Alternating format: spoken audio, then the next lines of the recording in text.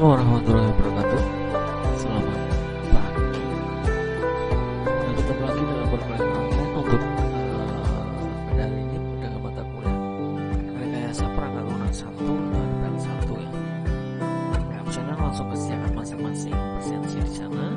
Untuk link sudah saya share di sana, tinggal klik saja untuk mengikuti perkuliahan hari ini. Oke, kuliah akan segera saya mulai ya, beberapa saat lagi sambil menunggu segera bergabung.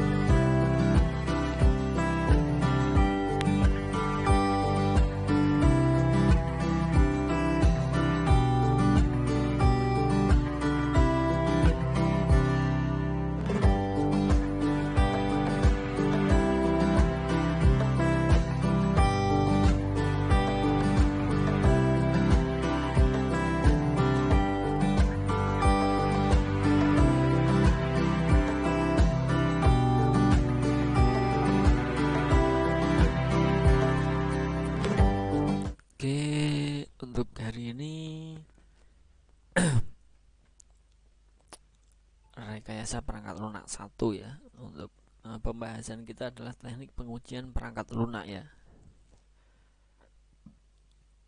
Sambil menunggu teman yang lain mungkin bisa kita mulai ya, untuk menghemat waktu juga.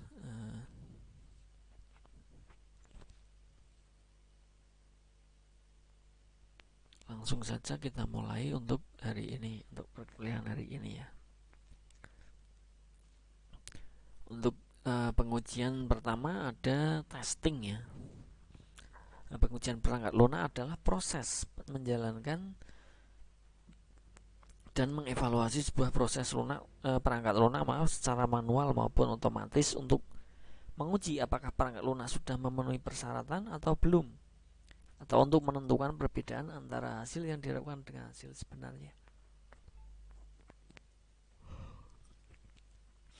Jadi sebelum publish ya, itu tentunya harus diuji terlebih dahulu apakah sesuai dengan rencana awal untuk perencanaan pada perangkat lunak itu sesuai dengan hasilnya yang saat kita testing kan itu sesuai atau belum. Nah itu perlu dilakukan adanya testing untuk pengujian perangkat lunaknya seperti itu.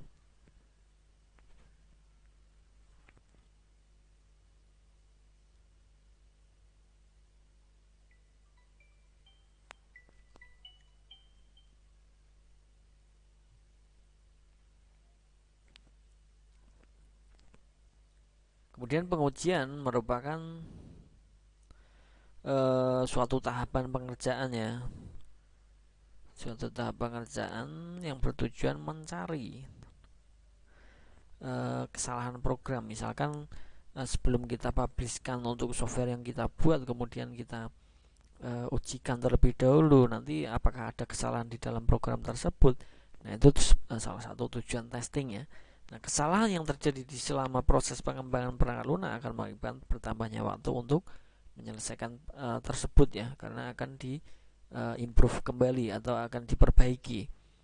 Kemudian pengujian hendaknya dilakukan pada setiap tahap pengembangan, yaitu mulai dari tahap analisis kebutuhan sampai dengan tahap perawatan. Nah, itu adalah kenapa dilakukan untuk testing atau tujuannya. Testing untuk perangkat lunak yang sudah dibuat.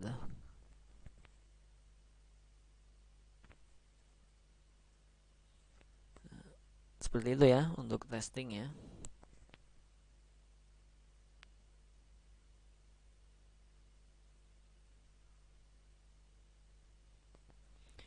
Kemudian kenapa harus diuji? Nah ini kenapa harus diuji itu tentunya saat kita membuat sebuah software atau perangkat lunak itu tentunya kan pasti namanya juga manusia pasti ada kesalahan dan juga kekurangan di dalam pembuatan software tersebut ya, misalkan ya. Kenapa harus diuji? Kenapa? Karena kita bukan seorang programmer yang cukup baik, jadi tentunya pasti ada kesalahan seperti yang saya tadi katakan ya.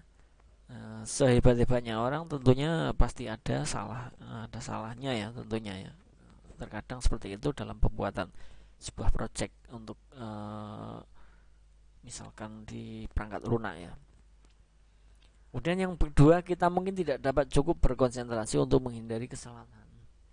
Nah ini ya, terkadang apalagi kalau pembuatan perangkat lunaknya itu agak terburu-buru dengan deadline waktu yang agak mepet, itu tentunya kan takutnya untuk menghindari ada kesalahan-kesalahan kita harus diuji kembali.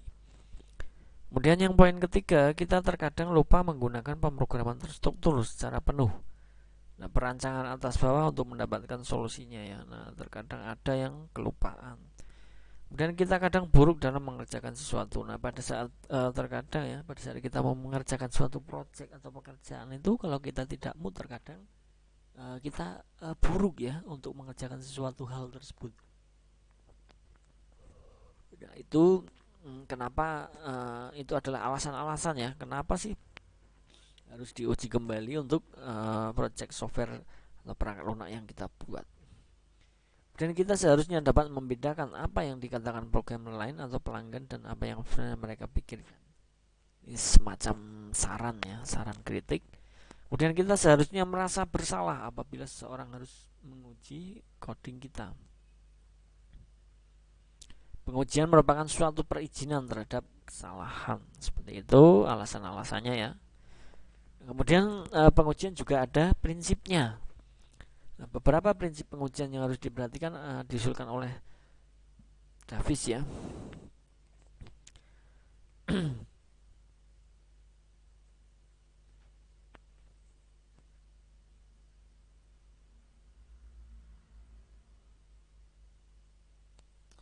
Menurut Davis ini ya,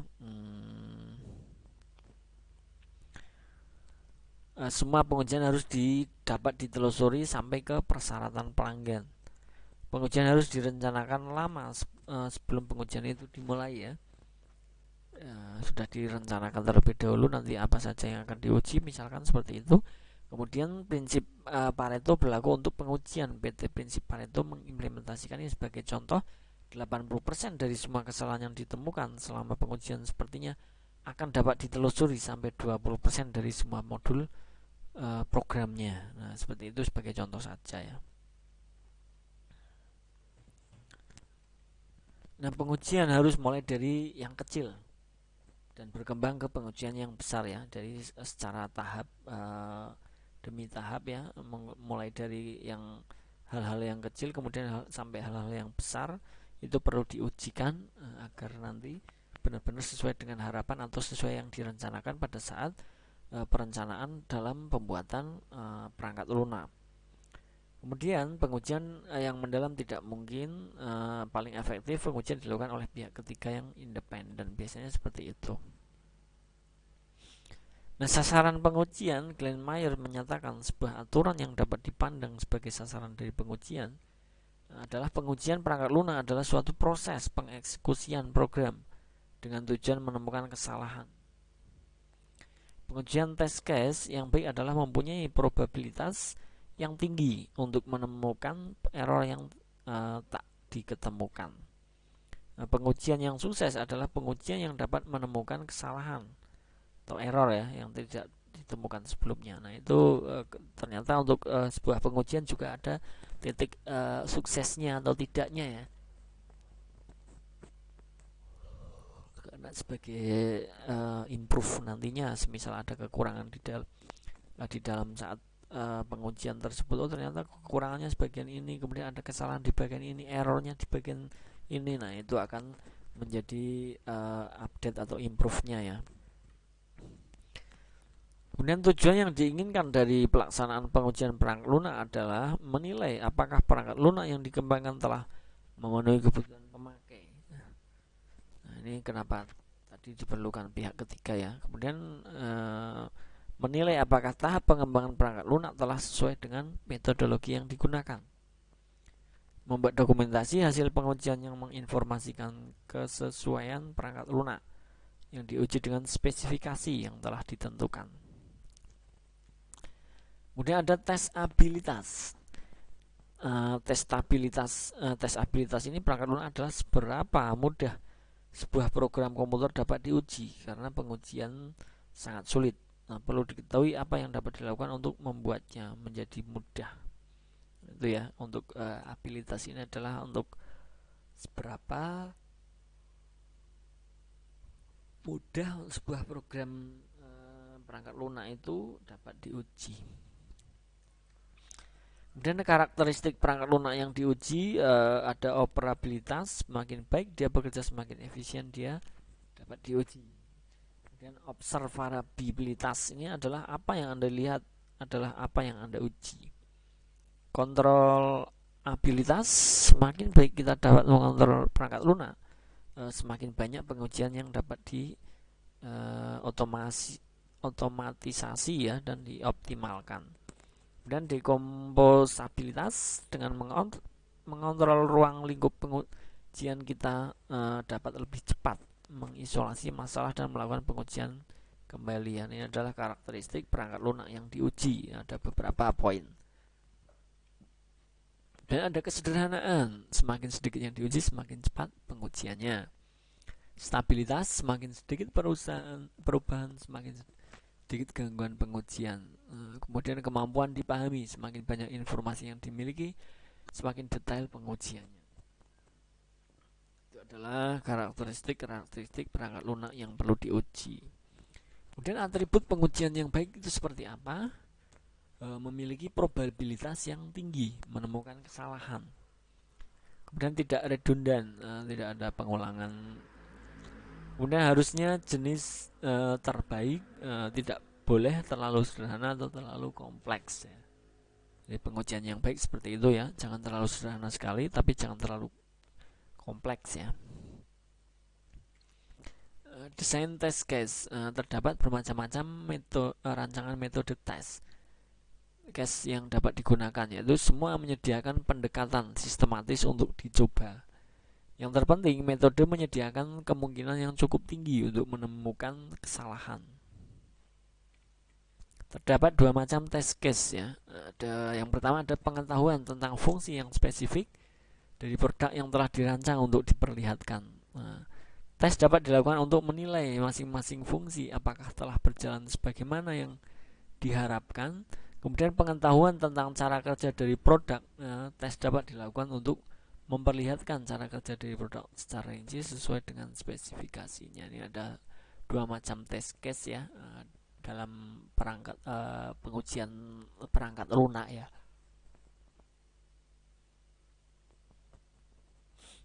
Dan untuk perancangan test case-nya adalah dua macam pendekatan tes, yaitu ada black box testing. Nah, test case ini bertujuan untuk menunjukkan fungsi perangkat lunak tentang cara beroperasinya. Apakah pemasukan data keluaran telah berjalan sebagaimana yang diharapkan, dan apakah informasi yang disimpan secara eksternal selalu dijaga kemutakhirannya. Jadi untuk perancangan test case ini untuk pendekatannya ada dua ya. Black box testing ini tentunya untuk menunjukkan ya fungsi dari perangkat lunak itu apakah sudah sesuai dengan perencanaan yang diharapkan untuk operasinya, kemudian input output datanya, kemudian menjaga kemutakhiran dari data yang sudah tersimpan. Nah itu dengan black box testing. Yang kedua ada white box testing atau structural testing ya, adalah meramalkan cara kerja perangkat lunak secara rinci. Karenanya logical path atau jalur logika perangkat lunak akan dites dengan menyediakan test case yang akan mengerjakan kumpulan kondisi dan atau pengulangan secara spesifik. Secara sekilas dapat diambil, kemudian dijamin semua independent path atau jalur bebas telah dijalankan setidaknya satu kali. Jadi untuk white box ini adalah meramalkan ya cara kerja perangkat lunak tersebut secara rinci ya, secara logika, dites dengan menyediakan test case yang akan mengerjakan kumpulan kondisi atau pengulangan secara spesifiknya ya. Oke, seperti itu ya. Itu adalah dua macam pendekatan tes perancangan test case untuk pengujian perangkat lunak. Oke, selesai untuk hari ini ya. Tidak terlalu banyak untuk yang kita bahas untuk hari ini dengan mata kuliah rekayasa perangkat lunak 1 ya, dengan topik teknik pengujian perangkat lunak dengan cara apa saja sudah saya jelaskan tadi ya.